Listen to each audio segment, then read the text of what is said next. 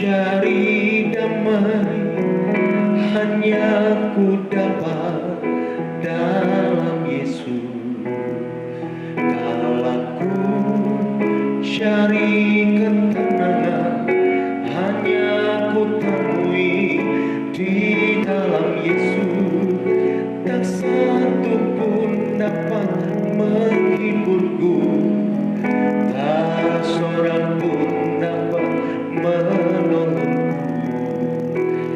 Hanya Yesus jawaban hidupku.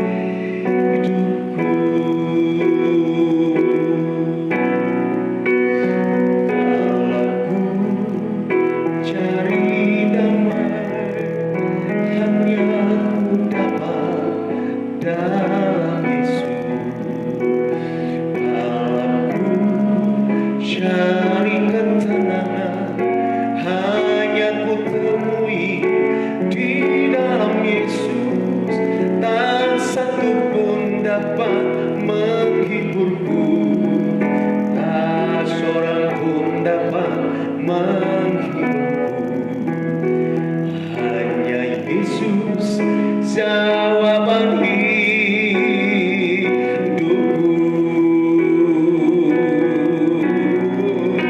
Bersama Dia hatiku damai, walau dalam lembah kegelapan. Bersama Dia hatiku tenang, walau hidup penuh tantangan. Tak satu pun dapat menghiburku, tak seorang pun dapat menolongku. Hanya Yesus jawaban hidupku. Haleluya. Bersama Dia hatiku damai, walau dalam lembah kegelapan. Bersama Dia hatiku tenang, walau hidup penuh tantangan. Tak satu pun dapat menghiburku, tak seorang pun dapat menolongku. Hanya Yesus jawaban hidupku.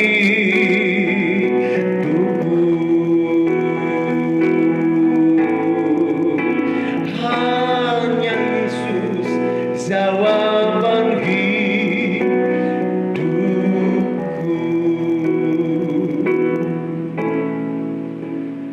Bapa dalam sorga, kami berterima kasih bersama di malam yang berbahagia ini, karena kami masih masuk di rumah Tuhan, beribadah untuk berada dalam hadirat Tuhan. Sebab ini yang kami rindukan ya Tuhan. Di waktu dan masa-masa yang terakhir ini, kami berada dalam genggaman Allah. Tuhan Yesus, bicaralah kepada kami semua, kepada umat-Mu, kepada jemaat-Mu, kepada orang-orang kudus-Mu, atau kepada siapapun yang mendengarkan berita kebenaran ini. Dan tetap Engkau jamah seluruh hidup kami, ubahkan kami menjadi manusia baru dalam Kristus, sampai pada pengubahan akhir, di mana kami diubah dalam sekejap mata untuk masuk dalam kemuliaan bersama dengan Kristus di dalam kerajaan kekal. Tuhan, kami mau belajar taat, kami mau belajar setia. Hamba-Mu juga Tuhan, Engkau rapi yang berbicara atas nama Tuhan, bukan diri hamba-Mu, tapi Tuhan dalam kebenarannya. Dalam nama Yesus Kristus kami berdoa. Haleluya. Amin. Salam sejahtera dalam nama Tuhan Yesus Kristus. Bagi semua saudara-saudaraku yang saya hormati, yang saya cintai, Telah kita dengarkan kebenaran firman Tuhan, bagaimana kelengkapan gereja ketika menyambut kedatangan Tuhan Yesus kali yang kedua. Ada dua hal yang mutlak menjadi kelengkapan gereja ketika layak menyambut Yesus, sekaligus layak untuk diubah dalam sekejap mata, layak untuk diangkat naik dalam kerajaan kekal. Alat kelengkapan itu yang pertama adalah hidup dipenuhi dan dipimpin oleh Roh Kudus. Ini mutlak. Hidup dipenuhi dan dipimpin oleh Roh Kudus. Sebab ketika kita dipimpin dan dipenuhi Roh Kudus, kita akan memiliki hidup, kita akan dimerdekakan, dan kita dimateraikan oleh Allah.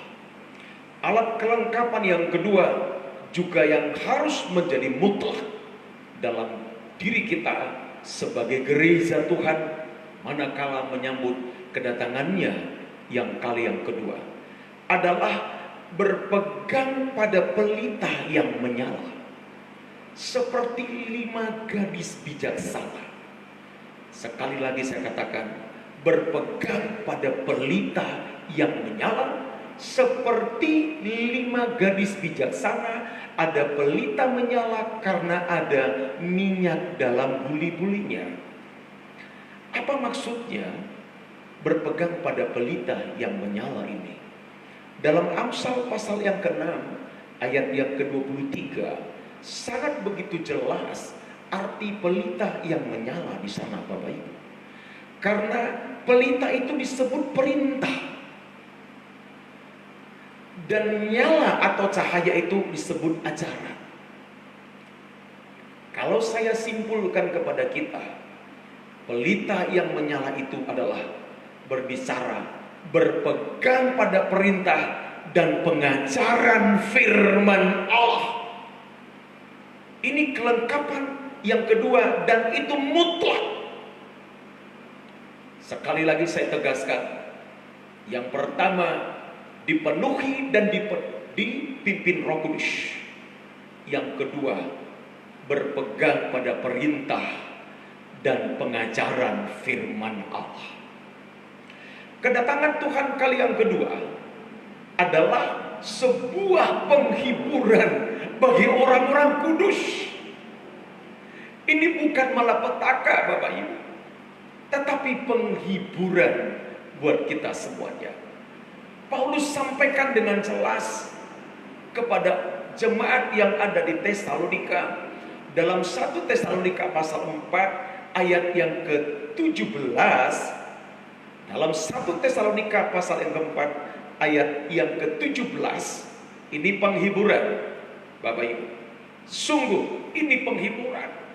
Ini hari mulia yang saya sebutkan kemarin, hari H, hari yang kita tunggu-tunggu, di mana semua akan selesai. Lembaran demi lembaran perjalanan hidup ini akan selesai. Walau dalam proses pengangkatan itu masih ada waktu sedikit di dunia, antikristus akan merajalela, tetapi orang suci Tuhan sudah diangkat. Dalam ayat 17 itu dikatakan, sesudah itu kita yang hidup, yang masih tinggal, akan diangkat bersama-sama dengan mereka. Mereka itu adalah orang-orang, kata mereka sekali lagi saya ulang, adalah orang-orang kudus yang mati sebelum kedatangan Tuhan kali yang kedua. Ya, saya ulang baca, akan diangkat bersama-sama dengan mereka dalam awan, menyongsong Tuhan di angkasa. Demikianlah kita akan selama-lamanya bersama-sama dengan Tuhan. Ayat 18, ini yang saya katakan tadi, hiburkanlah seorang akan yang lain dengan perkataan ini. Maka kedatangan Tuhan kali yang kedua adalah penghiburan. Itu yang kita nanti-nantikan. yang saya rindukan sampai hari ini. Itu sebabnya kita semua harus berada dalam kesetiaan. Kesetiaan sampai mati atau kesetiaan sampai Yesus Kristus datang kali yang kedua. Yang mana? Atau setia sampai Yesus Kristus datang kali yang kedua. Nah, kenapa ini menjadi penghiburan?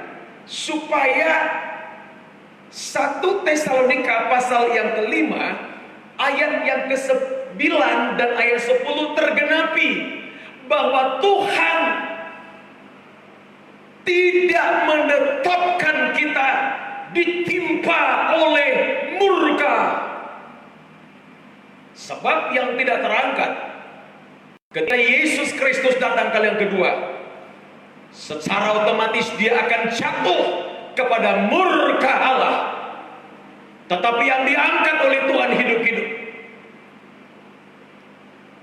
Dalam 1 Tesalonika 5 ayat 9 berkata, karena Allah tidak menetapkan kita untuk ditimpa murka, tetapi untuk beroleh keselamatan oleh Yesus Kristus Tuhan kita.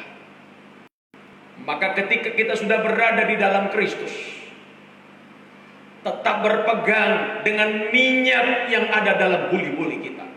Kita berada dalam pimpinan Roh Kudus dan tetap pengajaran firman ada dalam kita. Dalam ayat 10 1 Tesalonika pasal 5 tadi. Ya. Yesus Kristus yang telah mati bagi kita. Entah kita berjaga-jaga, entah kita tertidur, kita hidup bersama-sama dengan Dia. Bisa saja kita lengah. Bisa saja kita lengah. Seperti 10 gadis yang tertidur. Ya. Tapi ada suara yang membangunkan mereka. Dan suara itu berkata, mempelai datang, songsonglah dia. Tuhan tidak menetapkan kita ditimpa oleh murka. Pintu masuk ke sini Bapak Ibu adalah satu-satunya harus terangkat ketika kedatangannya kali yang kedua. Maka jika kita hidup, katakanlah, aku hidup untuk Tuhan. Kalaupun mati sebelum kedatangan Tuhan kali yang kedua, tetapi mati dalam kesetiaan, katakanlah, aku mati untuk Tuhan. Kalaupun kita hidup maupun mati, kesimpulan dalam hidup kita adalah aku milik Tuhan.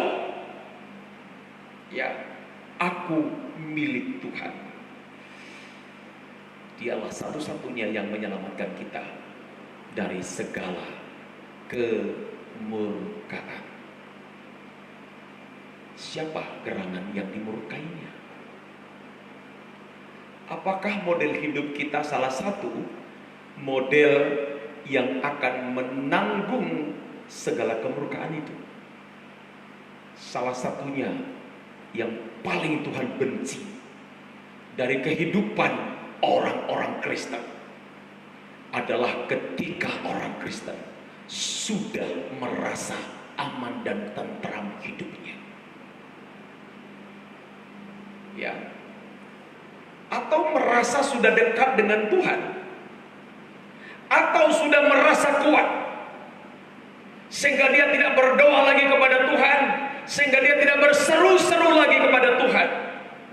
Ini akan menanggung murka yang sangat begitu berat.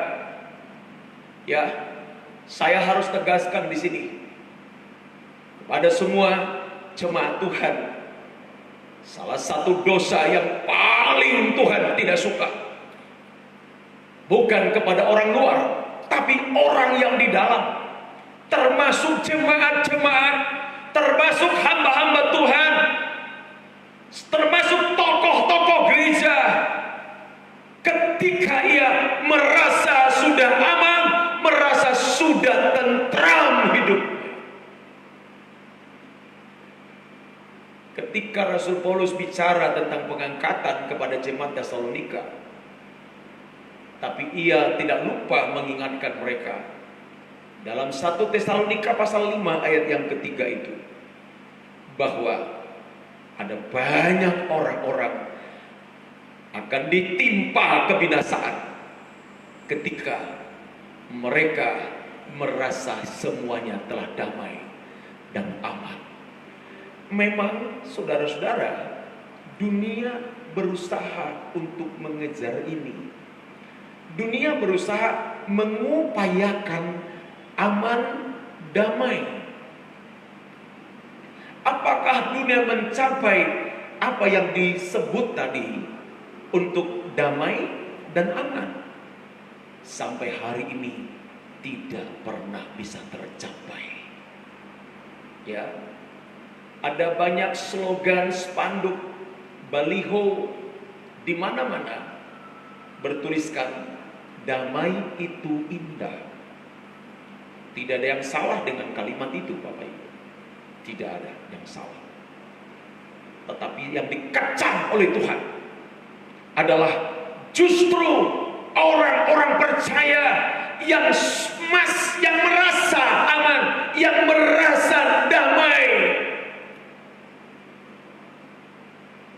Ini akan ditimpa kebinasaan yang digambarkan oleh Rasul Paulus seperti perempuan yang hamil ditimpa oleh sakit bersalin, ya, di mana terjadi jeritan, tangisan, dan tumpahan darah. Saudara-saudaraku yang kekasih dalam Tuhan, ketika wabah ini melanda dunia, coba kita cek masing-masing. Apakah kira-kira ada peningkatan enggak dalam doa, dalam berdoa? Ada peningkatankah dalam dirimu untuk mencari Tuhan? Ada peningkatan enggak kita membaca Alkitab di hari-hari sekarang ini, saudara-saudara? Ya, ada peningkatan enggak dalam diri saudara untuk bersaksi kepada orang lain? Barangkali mungkin rekan saya hamba Tuhan berkhotbah atau buat live streaming ketika ada jadwal ibadahnya. Saya mengajak kita rekan-rekanku hamba Tuhan, ayo bicara, sampaikan kabar baik, bukan karena ada jadwal ibadah, tapi biarkan suara kebenaran setiap hari berbicara. Mau siapa yang dengar tidak persoalan bagi saudara. Mau orang menyimaknya dengan baik-baik tidak persoalan bagi kita. Tapi kita harus bicara.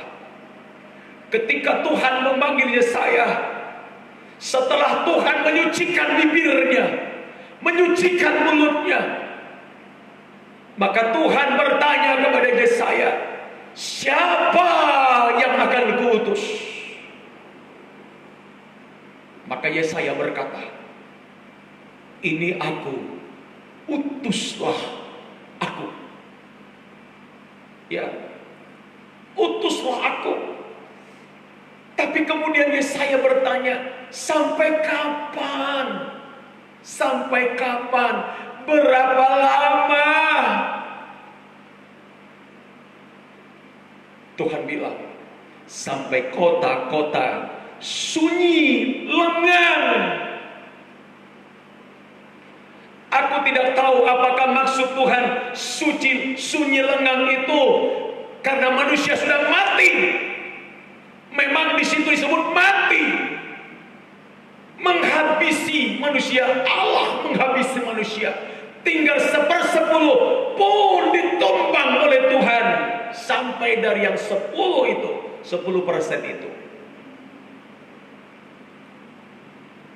muncul tunas yang baru.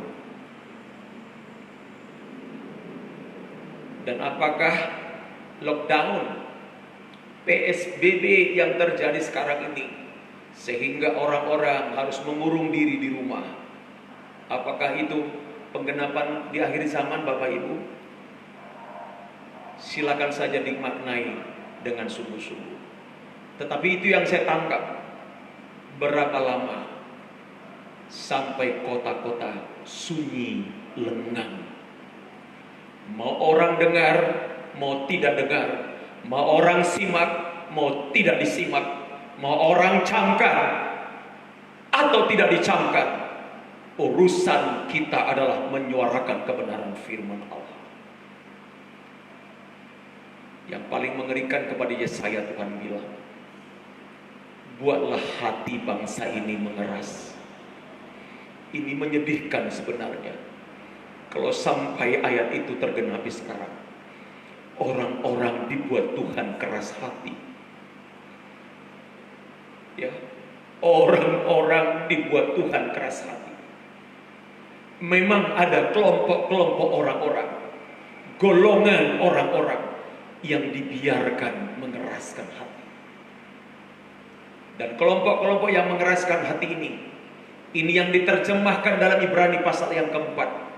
Masih ada waktu dan kesempatan, tapi orang itu sudah dianggap tertinggal. Ini mengerikan sekali, saudara kasih Tuhan. Jangan keraskan hati. Maka ketika berita ini sampai di ruang dengar kita dengarkan bersama, hai jemaat Tuhan, maka jangan keraskan hati. Nah, hukuman Tuhan tadi adalah poin pertama kepada orang yang merasa damai, yang merasa aman hidupnya. Ya, sebenarnya ketika orang merasa aman, ketika orang merasa damai sendiri, itu hanya perasaannya saja. Saya sampaikan kepada kita semua, ini kalimat bahasa dari seorang yang tidak percaya kepada Tuhan. Orang yang tidak percaya kepada Tuhan. Ya. Makanya Amos pasal 6 ayat 1. Benar geramnya Tuhan justru kepada orang yang diam di Sion. Dalam Amos pasal yang ke-6 ayat 1 itu, celaka atas orang-orang yang merasa aman di Sion. Sion itu siapa? Sion itu menggambarkan orang percaya. Orang percaya yang bagaimana? Orang percaya yang sudah lahir baru. Orang percaya yang sudah menerima pengajaran Allah. Nanti boleh dibaca dalam Yesaya pasal 2 ayat yang kedua dan ayat 3. Saya tidak jelaskan malam hari ini tentang itu, tetapi boleh nanti dibaca, saudara-saudara kekasih, bahwa Sion di situ adalah pusat dari pengajaran firman. Dari situlah sumber pengajaran, yang artinya celaka kepada orang-orang yang merasa aman justru ketika dia pada sumber aman. Dia sudah berada pada zona nyaman dalam hidupnya. Sudah cukup. Aku tidak takut. Ya, aku tidak takut bahaya. Aku tidak akan tergoncang. Sama seperti murid-murid. Mereka semua sama-sama berkata, Guru, aku tidak akan goncang. Tapi ketika prajurit mengejar mereka di Taman Getsemane, semua tunggang langgang. Petrus mencoba mencabut pedang, memutus telinga Malkus. Dan Tuhan ingatkan dia, yang main pedang akan kena pedang. Sarungkan pedang. Dan Tuhan sembuhkan Malkus kembali. Setelah itu Petrus pun kabur.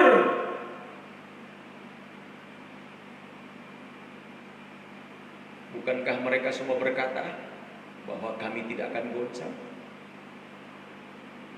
Mereka merasa aman, merasa kuat. Ya. Kenapa? Mereka mencoba menggrafikkan sendiri persoalan yang ada di depan mata, padahal grafik yang dia buat tidak sesuai dengan kenyataannya, mengerikan sekali.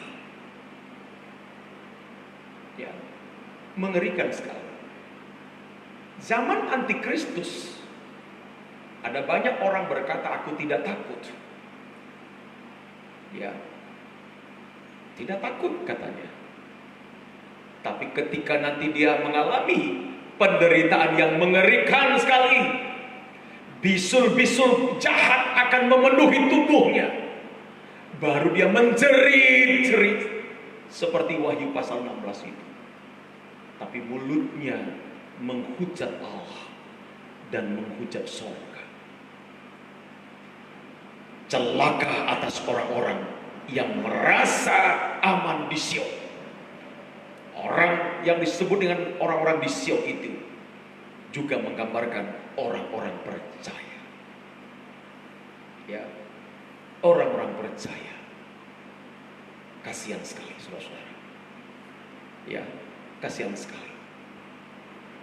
Justru sekarang kita harus teriak sama Tuhan. Justru di hari-hari yang terakhir kita harus memuliakan Allah, melayani dengan segenap hati, dengan segenap jiwa, dengan segenap kekuatan, dengan akal budi dan pengertian yang sumbernya dari Yesus, dipersembahkan kepada Tuhan. Ya, suratan Petrus berkata, sudah begitu banyak waktu yang kau buang. Ya, tapi ketika kita mau berubah sekarang, saudara-saudara, maka kesempatan itu masih ada sebelum dia menutupnya sendiri. Celaka yang dimaksud adalah celaka seperti yang dialami oleh seorang Raja Nebukadnezar, raja di Babilonia. Daniel melukiskan tentang kehidupan Raja Nebukadnezar yang sama seperti sikap orang-orang di Sion, tidak ada bedanya. Merasa tenang, merasa aman hidupnya, merasa sudah dekat dengan Tuhan. Tapi apa yang terjadi kepada Raja Nebukadnezar dalam Daniel pasal yang keempat itu, kita semua bisa baca di ayat yang keempatnya, di mana Raja Nebukadnezar berkata, aku Nebukadnezar diam dalam rumahku dengan tenang dan hidup dengan senang dalam istanaku. Wajar kalau raja kafir berkata seperti ini. Tapi yang membuat saya heran, saudaraku, raja kafir pun disiksa oleh Tuhan, apalagi anak-anak Tuhan. Kalau anak-anak Tuhan yang merasa, ya, engkau akan menanggung kebinasaan. Sebab apa? Raja kafir pun yang bernama Raja Nebukadnezar pun tidak luput dari hukuman Tuhan. Karena setiap orang yang berkata merasa aman, merasa tenang, merasa senang sendiri, ini di mata Tuhan adalah tipe orang sombong. Tipe orang sombong. Saudara-saudaraku yang kekasih, kepada orang sombong seperti Raja Nebukadnezar, Tuhan mengambil hatinya dan mengganti hatinya menjadi sama seperti hatinya binatang. Ya, mengganti hatinya seperti hati binatang. Nanti baca di Daniel pasal 4 itu ayat yang ke-16 ya. Ya. Di ayat 16 itu, ya, berubah hati manusianya menjadi hati binatang. Ya, berapa lama? 7 tahun. 7 tahun.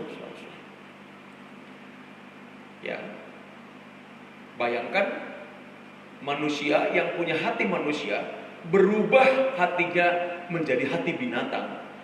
Kenapa Tuhan merubah hati Raja Nebukadnezar menjadi hati binatang? Karena merasa aman, karena merasa tenang. Wow, saya jadi teringat Bapak Ibu, apa yang dituliskan oleh Rasul Petrus, bahwa yang pertama dibersihkan Tuhan adalah rumahnya sendiri, bait sucinya sendiri. Termasuk dalam Yehezkiel pasal yang ke-9 itu. Ya, dimulai dari bait suci. Dimulai dari bait suci. Dan siapapun yang tidak memiliki letter T di situ, Tuhan katakan bunuh. Maksud saya di situ adalah Tuhan justru lebih keras kepada anak-anak Tuhan. Kalau di hari-hari yang terakhir tidak lagi mempergunakan waktu dengan baik, menyia-nyiakan kesempatan yang diberi oleh Tuhan. Sedangkan kafir saja, Raja Nebukadnezar dihajar oleh Tuhan. Dalam Daniel pasal yang keempat ayat 16 tadi, Tuhan merubah hatinya dari hati manusia menjadi hati binatang. Dan dia menjelaskan arti mimpi daripada Raja Nebukadnezar.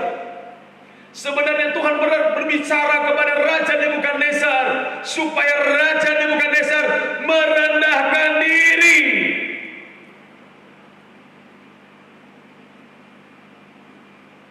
Ya. Bersikap adil, menunjukkan belas kasih. Itu yang Tuhan minta dari Raja Nebukadnezar. Tapi kesombongan menutup mata hatinya. Merasa tenang, merasa aman, akan menutup mata hatinya. 7 tahun. Ya, 7 tahun. Dia mengalami hal itu. Ketika Daniel menyampaikan arti mimpi Raja Nebukadnezar ini, masih ada tenggang waktu lagi 12 bulan atau 1 tahun lagi, saudara. Baru tergenapi kejadian itu. Artinya Raja Nebukadnezar punya kesempatan yang banyak. Kalau dihitung hari, berarti ada 365 hari kesempatan dia merubah segala-galanya.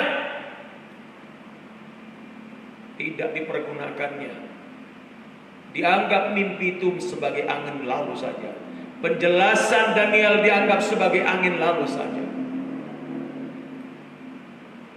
Setelah Daniel jelaskan arti mimpinya itu, di penutup penjelasan, Daniel mengingatkan Raja Nebukadnezar, nasihatku kepada Raja adalah, Daniel 4 ayat yang ke-27 itu nasihat dari Daniel kepada Raja. Ya, itu pun kalau Raja mau berkenan katanya, saudara. Yang pertama adalah melepaskan diri dari dosa. Kita tahu dosa itu apa? Dosa itu adalah perbuatan-perbuatan yang melanggar hukum-hukum. Ya, pelanggaran hukum Allah. Lepaskan dirimu dari dosa. Kemudian yang kedua, lakukanlah keadilan. Ya. Yang ketiga, ayo tunjukkan belas kasihan. Selesai, Daniel pulang. Ya. Setelah dia menyampaikan 3 nasihat penting ini, lepaskan diri dari dosa, lakukan keadilan, dan tunjukkan belas kasihan, maka Raja akan menuai kebahagiaan pada hari-hari kemudian. Tapi justru Raja tidak menghiraukan nasihat itu. Dia hanya butuh arti mimpi itu dijelaskan oleh Daniel. Ya, Dia hanya butuh mendengar arti dari mimpi itu, tetapi dia tidak butuh nasihat Daniel. Ini mengharukan bagi saya, saudara-saudara. Ada kalanya kita juga begitu. Kita menyampaikan firman Allah. Saya sebagai hamba Tuhan, saya tidak tahu apakah jemaat yang mengikuti live streaming ini ada keseriusan enggak dalam hidup saudara. Teman-temanku juga yang mendengar atau mengikuti live streaming saya ini, apakah Anda juga menganggap bahwa ini berita biasa saja? Tapi apapun respon kita, saya telah menyatakan kebenaran firman Allah. Daniel pergi. Apa yang terjadi kemudian kepada raja sombong yang merasa tenang, yang merasa aman? Demikian juga yang terjadi nanti kepada orang-orang Kristen di tengah-tengah pandemi COVID-19 ini, yang merasa tenang-tenang, merasa aman-aman, hanya nonton sinetron di rumah, ya, mungkin main WhatsApp-an, main Instagram-an, main Facebook-an, tanpa firman Allah dalam hidupmu. Apalah bahagiamu, apalah bahagiamu ketika Yesus datang kali kedua nantinya. Jangan percuma waktumu kebuang. Jangan kau sia-siakan. Maka setiap hari jam 19.30 saya berbicara tentang kebenaran.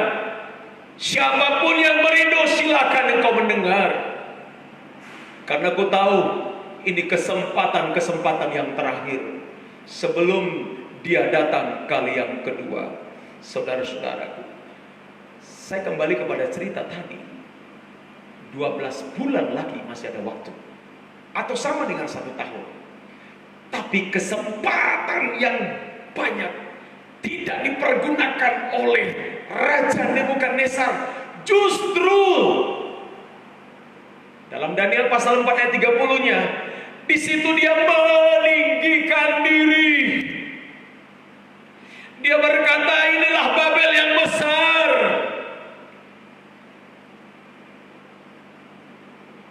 Aku membangunnya dengan kekuatan kekuasaanku. Semua untuk kemuliaan kebesaranku.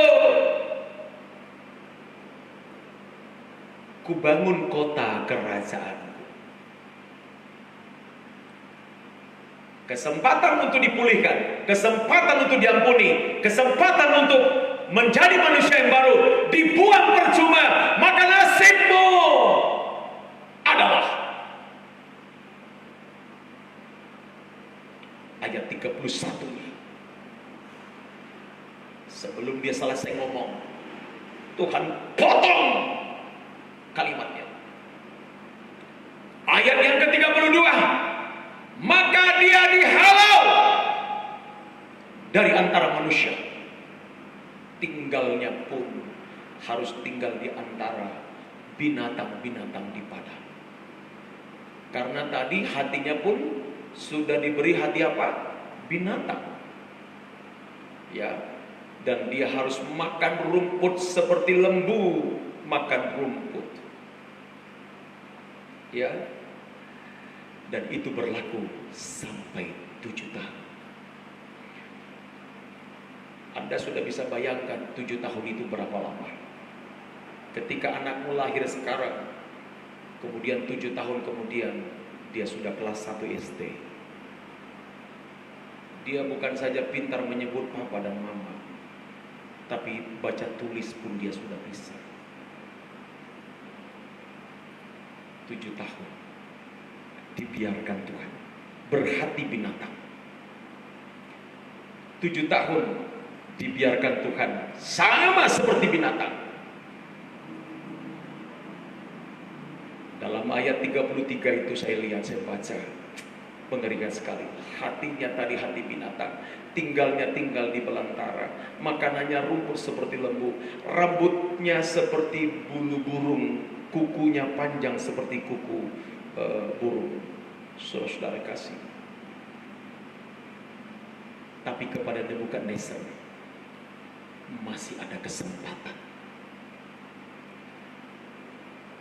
Kesempatan kepada Raja Nebukadnezar ketika dia melihat ke atas, bukan lagi melihat kepada dirinya sendiri. Ketika dia melihat ke atas, maka yang pertama keluar dari mulutnya adalah pengakuan kepada Allah.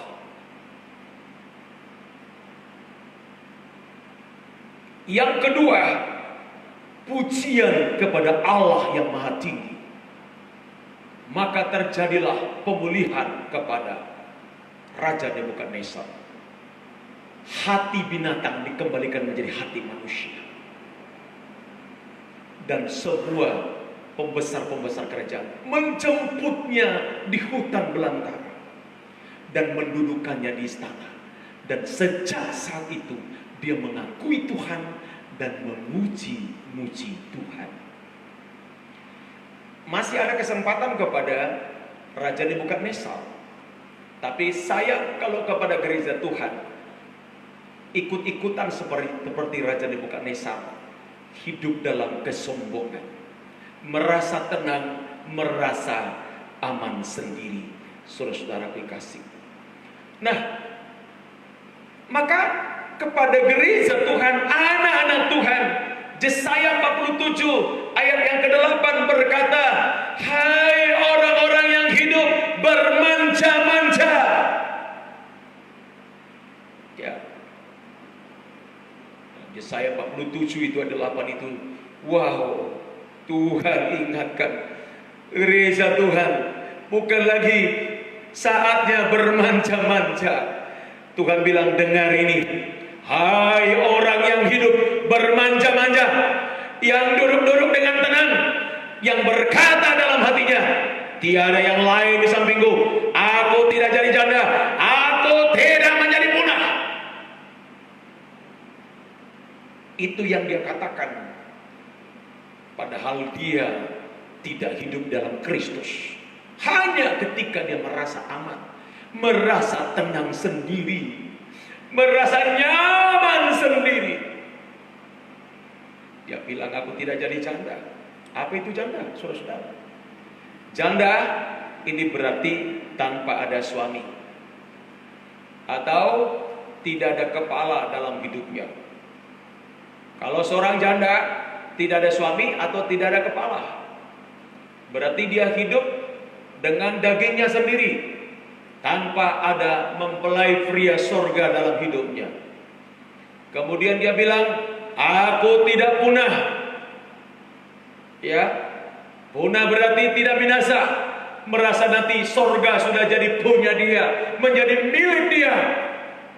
Tapi dia membuang masa, membuang waktu. Ini waktunya kau menceri. Sebagai penutup untuk malam ini, kembali saya mengajak kita melihat dalam Yesaya pasal yang ke-32 itu. Ini jalan keluar kepada gereja Tuhan. Jalan keluar kepada orang-orang yang merasa aman, orang-orang yang merasa tenang-tenang, orang-orang yang merasa bermanja-manja. Jalan keluar kepada kita. Yesaya pasal 32 ayat 11 itu saya harus sampaikan dengan jelas tegas kepada kita semua. Gereja Tuhan disebut perempuan. Gentarlah, hai perempuan-perempuan yang hidup aman. Gemetarlah, hai perempuan-perempuan yang hidup tentram. Tanggalkanlah dan bukalah pakaianmu. Kenakanlah kain kabung pada pinggangmu. Merataplah dan merataplah. Saudara-saudara, justru sekarang waktunya meratap. Saya setiap malam meratap kepada Tuhan. Setiap malam berdoa kepada Tuhan. Aku tidak menunggu jam berapa saya harus berdoa. Setiap Tuhan ingatkan dan bangunkan saya jam berapapun, saya tidak mau tahu saya berdoa kepada Tuhan. Karena aku harus mempergunakan waktu yang ada. Ya, aku harus menyembah dan berlutut di hadapan Dia. Apakah kita bisa melakukan hal yang sama? Saudara-saudara, apakah kita berdalih dan berkata, kan Tuhan bisa mengerti, Tuhan bisa tahu, aku kan letih, aku kan capek. Engkau berani bayar harga terhadap pekerjaanmu. Engkau berani bayar harga terhadap usahamu, tapi tidak mau bayar harga kepada nyawamu sendiri. Engkau orang yang terhilang, saudara. Saya ingatkan sekali lagi, jangan untuk pekerjaan, untuk usaha, untuk bisnis ada waktumu dan kau bersembunyi di balik kata lelah, tetapi kau tidak bayar harga untuk nyawamu sendiri. Perhitungkan ini, saudara kasih.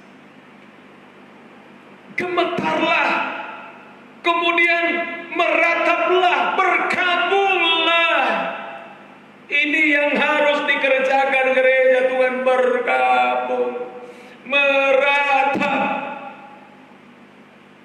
Sama seperti Yakobus katakan, sadarilah kemalanganmu, berduka cita dan merataplah, ganti tawamu dengan ratapan, ganti sukacitamu dengan duka cita. Pertanyaannya, berapa lama kita meratap? Berapa lama saya dan saudara harus meratap? Mulai malam ini banyaklah meratap kepada Tuhan. Berapa lama? Tuhan menjawab perempuan-perempuan ini dalam ayat yang ke-15-nya. Berapa lama kita harus meratap? Jawabnya di sana adalah sampai dicurahkan kepada kita roh dari atas. Sampai Roh Kudus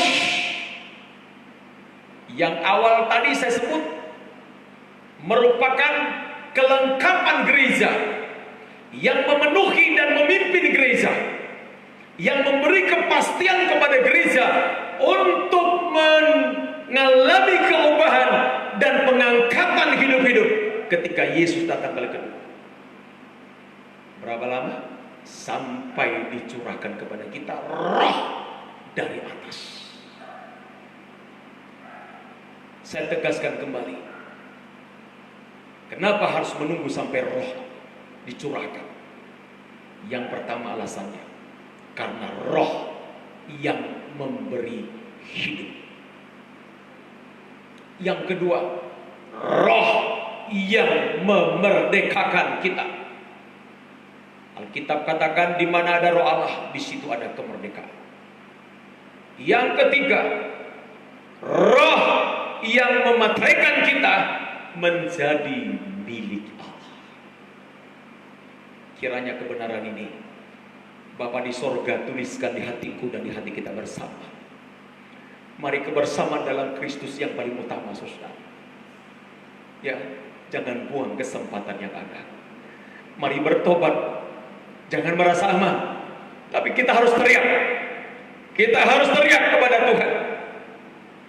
Gemetar, meratap, dan berkam, supaya kita hidup dalam kebebasan, dalam menyembah, dalam memuji Tuhan Yesus Kristus. Saya Pendeta Ebenezer Silawahi, Gembala Sidang Gereja Bethel Indonesia, kilometer 79 Kandis Kota, Provinsi Riau. Saya ucapkan Tuhan Yesus memberkati kita semua. Mari kita berdoa. Bapa, aku mengucap syukur pada saat malam hari ini, sebab hamba-Mu sendiri pun disadarkan dan diingatkan oleh Tuhan. Kami jangan lagi seperti Raja Nebukadnezar, raja kafir yang merasa tenang, yang merasa aman, yang merasa tentram, tapi kemudian dia pun dipukul oleh Tuhan. Begitu tragis sekali hidupnya Tuhan. Selama 7 tahun dia mengalami hal pembuangan yang demikian rupa. Tuhan, ini masa dan waktu kami meratap di hadapan Tuhan. Ampunilah dosa kami, ampunilah dosa bangsa kami, ampunilah dosa keluarga-keluarga kami, ampunilah kami hamba-hamba-Mu. Biar kami takluk kepada Tuhan, hidup dalam kesucian, hidup yang berjaga-jaga di dalam Engkau, dengan berpegang pada pelita yang menyala, seperti 5 gadis bijaksana, berpegang kepada perintah dan pengajaran firman Allah yang akan membawa kami masuk dalam pesta kawin anak domba Allah. Suasana yang begitu mulia, hari yang mulia itu Tuhan. Lindungilah kami semua dari semua ancaman yang melanda dunia sekarang ini. Pertolongan-Mu dan pemeliharaanmu kepada tubuhmu dan gerejamu itu menjadi pegangan kami. Tapi kami tetap berseru-seru kepada Allah. Engkau yang mendengar, sebab Engkau yang berbicara ya Tuhan.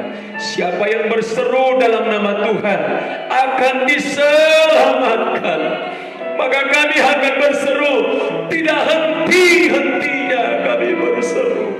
Tuhan, itu pun karena masih Kau beri waktu kepada kami. Tubuh jiwa roh kami benar-benar terpelihara sempurna sampai Engkau datang kali yang kedua. Lanjutkan kasih sayang dan setiamu bagi kami Tuhan, sekarang dan sampai selama-lamanya. Biarlah turun berkat-Nya Allah Bapa, cinta kasih Yesus Kristus, dan persekutuan Roh Kudus memberkati dan menyertai kami bersama-sama malam ini sampai Maranatha. Kiranya kami menerima berkat agung dari sorga dan kami mengucap syukur. Haleluya. Amin. Terima kasih saudara-saudaraku sekalian. Tetaplah Tuhan yang dipermuliakan. Kami hanya hamba Tuhan kecil yang melakukan apa yang seharusnya kami lakukan. Tuhan Yesus memberkati kita semua. Shalom.